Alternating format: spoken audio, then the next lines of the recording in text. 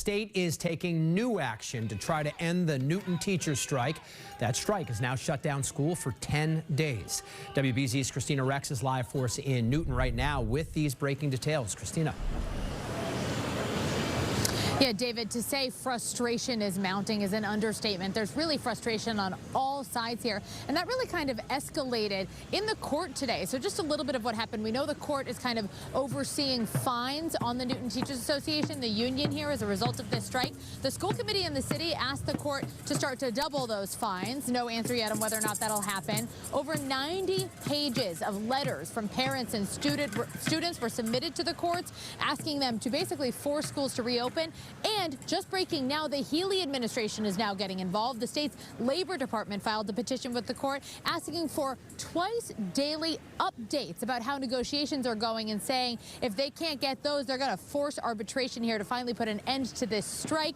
In the meantime, you can still see teachers here are striking, rallying outside the school building behind me, as the school committee just told me it presented what it calls its best offer. Do you mind repeating the question? Sorry. Over the sound of chanting teachers outside the school building window,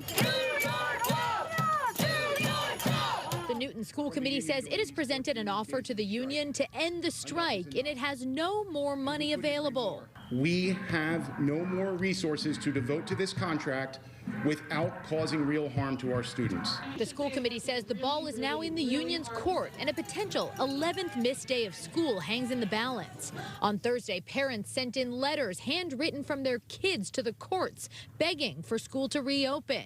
The two sides are down to just money now. They've agreed on everything else, and that money is split by just a couple $1,000s per salary per year, a fact that teachers feel isn't their job to give up. The city of Newton, one of the wealthiest cities in the state of Massachusetts, is saying that they cannot afford a couple $1,000s to make the school work. But the city says, for the sake of all 12,000 students of the Newton Public Schools, enough is enough.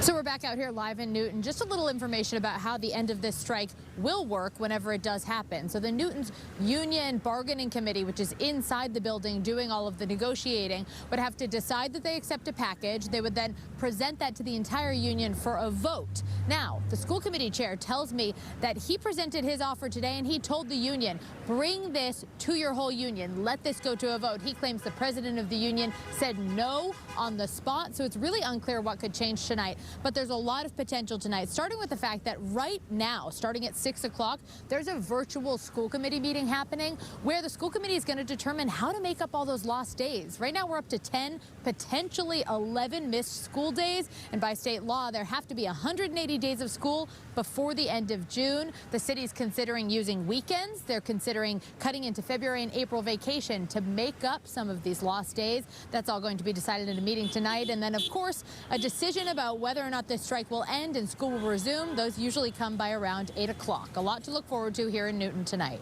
Live in Newton, Kristina Rex, WBZ News. Boy, a lot to iron out there. Kristina, thank you.